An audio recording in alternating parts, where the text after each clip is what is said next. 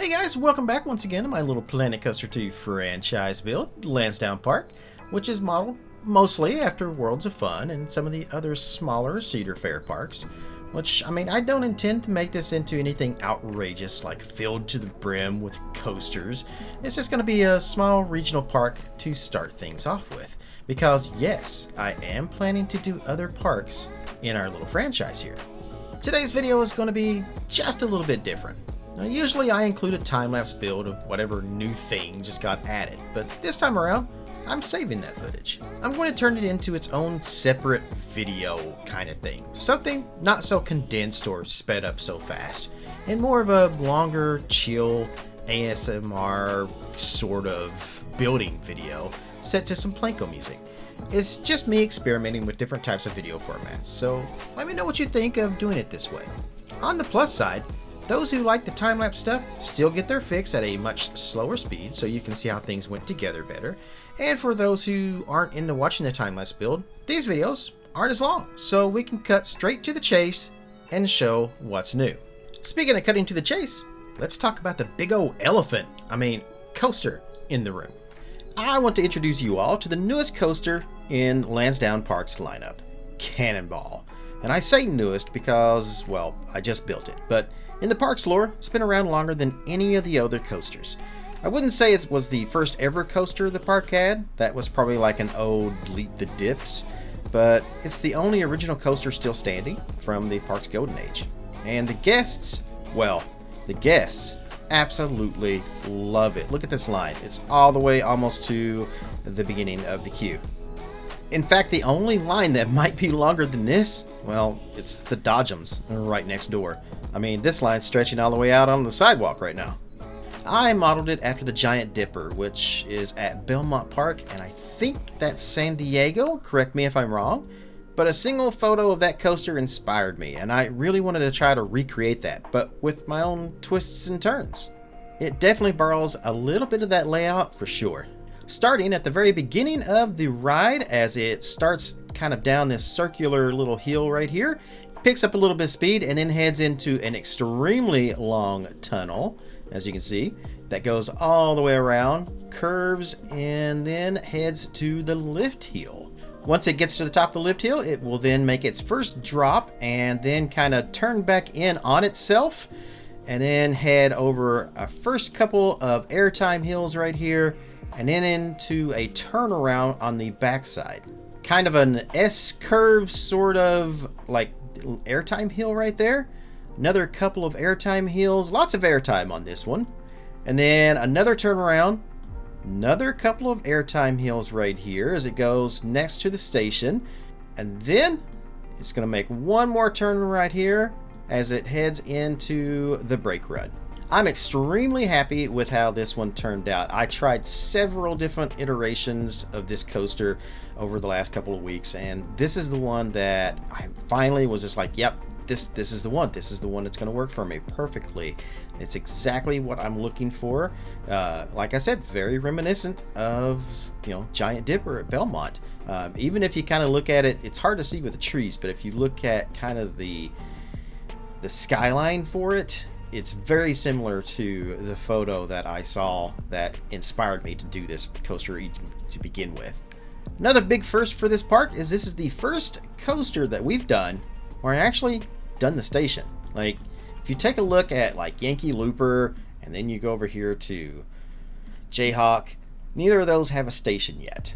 Which honestly I think is actually hurting the coaster's reputation with the guests. I feel like if we did finally do the stations, then it would have a better scenery rating, which then would cause the reputation to go up and the guests would enjoy it a lot more. I think that's I'm pretty sure that's what happened with this coaster, because it wasn't that busy until I started adding more stuff to it. Like when I started doing this station, and all these little scenery pieces add up, and it's like 100% now on the scenery rating. So look at this line. It's all the way almost out the door, pretty close to it anyway. It's starting to thin down a little bit. One thing I kind of want to do is go back in here, if I can get away from that tree anyway. I want to kind of go back in here and redo a couple of things on the actual track itself, such as where it goes through the tunnel. I want to come in here and take off the railings so that it's a little more seamless. I love how it kind of starts to get a little dark as you get into the tunnel here. That's pretty cool. And then same thing up here for the brake run as well. I kind of want to go up here and take off the railings and kind of do my own right there. Also, I want to fix this right here so it doesn't look like the coaster supports are going through the roof. I think maybe I'll do custom supports right there in that section. And I honestly think this one needs a second train, so I'm going to try to do that as well. The only reason I haven't done it yet is because of just how busy it actually is. I didn't want to take away from this line and go in there and like edit anything. So once it kind of dies down a little bit, I'm going to go in and make those changes. So expect those probably by the next episode. You know, another great thing right here is this right here in this section where we have all the little chairs right next to the dodgems with the little plaza right here. You kind of get a great view as it comes off of that airtime hill over top of the brake run and then into a little bunny hop as it goes into the final turnaround right there. That looks really good. The signage for this one, I didn't do anything too advanced. I just kind of took some of the 3D letters and threw them on there, and I figured that would fit kind of right over the station.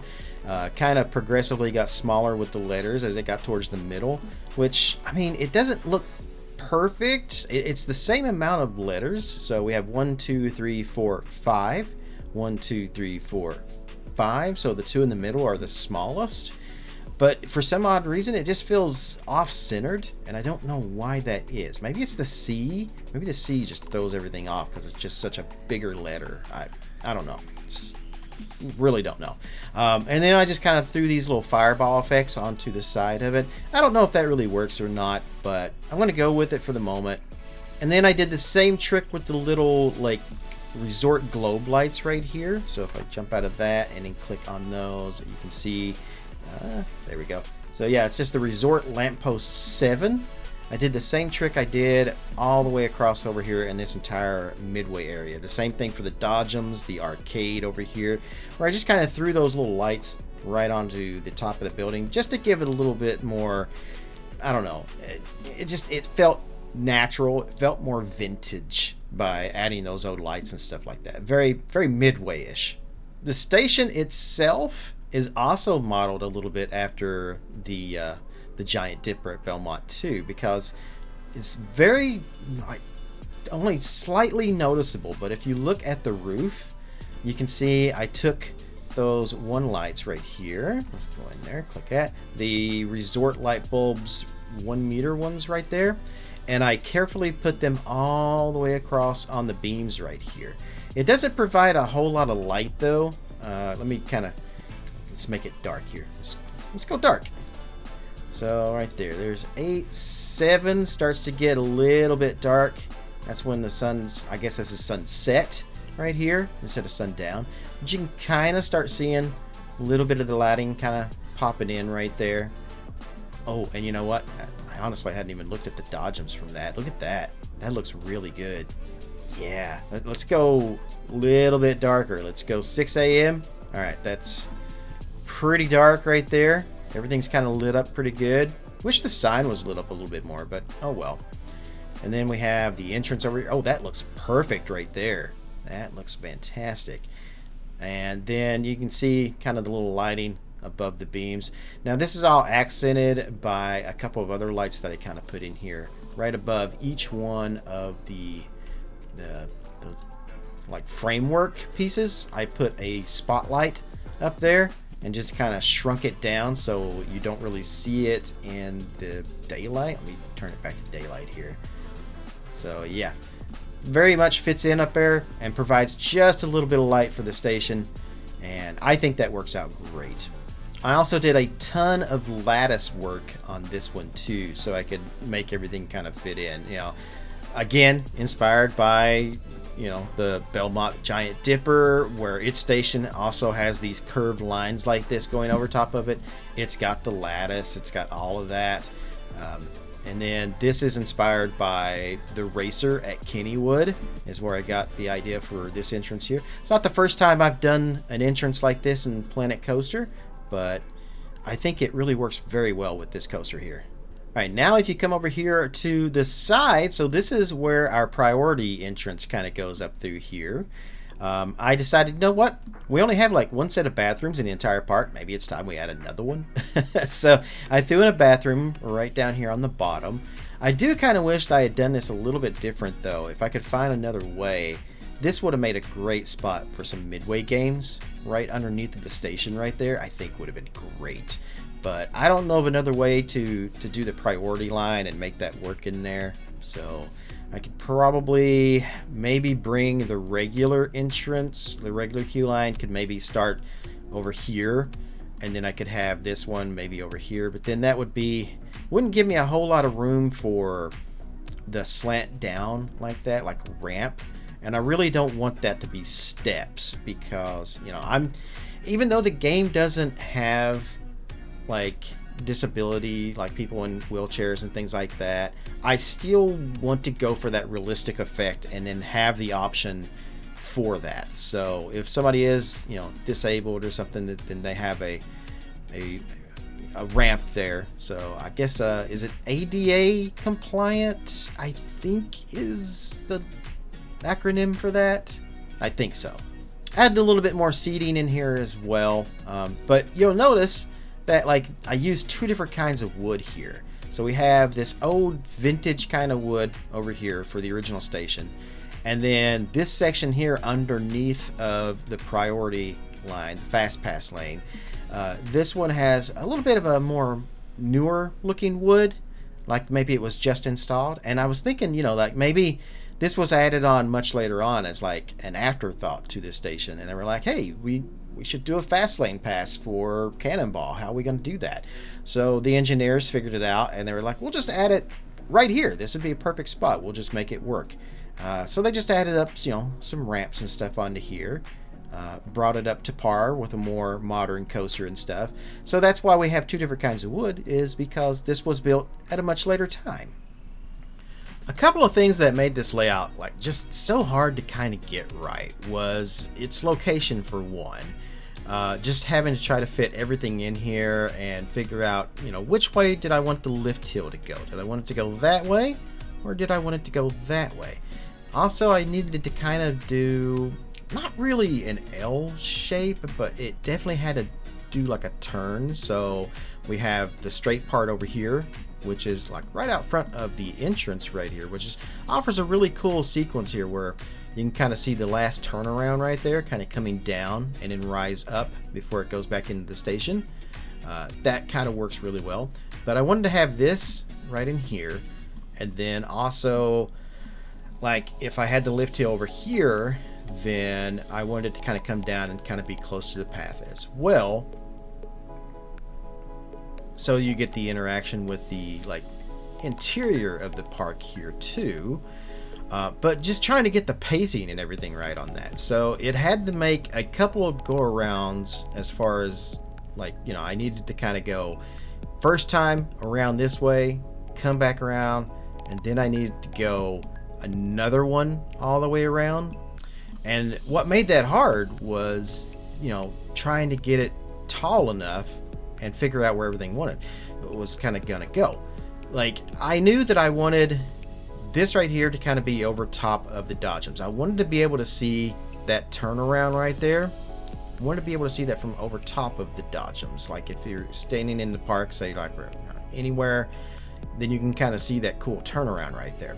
I wanted that to be visible. But in order to do so, it had to be tall enough. And to make it tall enough, I had to have a decent sized lift. But I didn't really want this coaster to be that tall, because I knew it was going to be, you know, a really old coaster. And back in the days, they didn't really have that tall of coasters. They weren't very tall at all. They were more like 80, 90 feet at most, right around in there. Maybe 100 at the very top height, I would think. I haven't done a whole lot of research to see if there was anything, you know, taller than that. But I would think, you know, there wasn't really anything taller than 100 feet back in like the 50s, 60s, things like, you know, those times. maybe even older than that, because I'm pretty sure the Giant Dipper was probably built in 1920. I think I remember reading that, which is awesome. If you think about it, if you look at the layout of the coaster, like for the Giant Dipper, it kind of does the same thing. It's got a lot of like banked turns and stuff, and I didn't realize that older coasters had banked turns like that and could do the things that the Giant Dipper does. So that was very surprising when I was looking up, the coaster's layout and how I did everything. So, but yeah, just, trying to get the height and everything right. Because like I said, I didn't want it to be that tall. And when I had it originally, my first couple of designs were just too tall. And I had to go back and like rethink a few things. So a couple other changes that you probably won't even notice in the park. But I actually went back and redid the lift hill on Yankee Looper. So it is about 10 to 15 feet higher now than what it was. And the same thing over here for Jayhawk. I also went in here and I raised its lift hill up about 10 to 15 feet as well from what it originally was, which made the pacing on both of these coasters much better. This one just flies through the track now, which is great. And this one does really good too, as far as like going through the loops. It's got plenty of speed to hit both loops. The Cobra row back here on the end, which I just kind of timed that perfectly, didn't I? It may actually do this one maybe just a little too fast, but I don't think so. I think that's about right. It's also something else I've done is I've went in and I redid the Cobra row and made it a custom Cobra row instead of the pre-made ones that you can just select and then put them in. The way I did that is I just took out the track and just kind of like right around here where it starts, and then I just added the track in, and I just kind of followed the best I could the layout of the original Cobra row to get it over in here. It did kind of start doing funky things when I was trying to smooth it out, so I did the best I could, but I think it turned out pretty good. Like, I don't think if you were actually really looking, you'd be able to tell, that this wasn't the pre-made Cobra row. One reason I wanted to do that is so I could get a smoother transition in, like, out of the loop and then into the Cobra row, and then out of the Cobra row and into the airtime hill. I wanted to have a little bit more of a dip down here, so definitely does that better now. And then of course it goes over the airtime hill, comes over here, hits the mid-course brake run, and then it, if I can wait for it, come on. Yeah, so it's going over the airtime hill there. And then mid-course brake run, which it does at a much faster speed now. And then we're going to drop into the corkscrews, which I think by making it taller there, I think it hits these corkscrews at a much better speed than what it was. It was kind of stalling a little bit before in those, and now I think that's much better. But yeah, so I raised the lift hills on both of these coasters to make them slightly taller so that they would kind of dwarf the new coaster just a little bit. They would make this one look smaller, which I think works pretty good. Now the station itself still, I don't think it really stands out enough. It still needs something else to it. So I'm thinking what I may end up doing is kind of going back in and maybe adding a little bit of orange trim around some of the edges, just to give it a little bit of color instead of being that just completely white with a it's a brown roof, but it was supposed to be black. So same thing for this over here. When I did the roof on the actual queue entrance right here, I thought I could like repaint these pieces right here, which is actually a wall piece. This is the Viking wooden wall, 2.5 meter width. I thought I could paint that to be darker, and turns out it only gets dark in like one spot on that. So I'm probably gonna go back in and redo every single bit of this to a different wood piece that I can recolor and make it, a darker color, like a darker wood. Preferably black would be better. I also want to add something to the exit here too. I'm kind of thinking maybe now that we can do the photos and stuff, the on-ride photos, maybe having like something here where you come out of the coaster and there's like a little gift shop or something. I may try to do something with that here, which would require me to move the queue lines and stuff back a little bit. But I mean, I can move the fast lane all the way back to right here before it becomes a big problem. Which will give me about half of the building right there to kind of work with and maybe do something as far as that. The biggest issue with a lot of being able to do anything is I can't get rid of this framework underneath of here, as you can see. I can get rid of some of it, but the bottom part stays no matter what. And it's just high enough that the guests will actually walk through here. Here comes some guests now. So as you can see, it's tall enough that the guests don't have to duck or anything to get out of the coaster itself, I guess. Yeah, so I think it's tall enough, but it doesn't really give me a whole lot of room to work with as far as a shop. So I need to build something kind of off to the edge right here. I think probably going to go ahead and maybe continue the pathing along the edge of the... I did a little bit of gardening here. I don't know if this is going to stay or not. It may not. But I'm probably going to continue the path kind of along the edge right here. And then we come to the end down here. And honestly, I really don't know what I'm going to do with this section. I'm probably going to bring this path right here, because I've went back and kind of made this into a double path separated by some like planters, or that what's going to be planters in the future. But I'm probably going to take and put the path kind of curving a little more out this way and then kind of back in, so to speak. Yeah, I think that's kind of what I want to do there. It would definitely bring the path a little closer into this turnaround right here, which would add a little bit more excitement to those who aren't actually riding. But, you know, it gives a great photo spot, I think. So, and a couple of other little additions I've kind of done to the park, which were just kind of quick things I just kind of added in here. Well, I say quick, but I guess it took me a little longer than what I expected. But I just felt in the mood to kind of work on some stuff and enhance some things, go back and take care of a couple of projects I've been kind of putting off. One of which was where Yankee Looper is right here. Previously, we only had this fencing right next to the path right there. But, you know, with the coaster kind of coming in and doing its little helix and everything right here, getting really low to the ground, I didn't think that was enough to deter guests from jumping the fence and possibly getting hit by the coaster as it comes down through here. So I added in a custom hedge.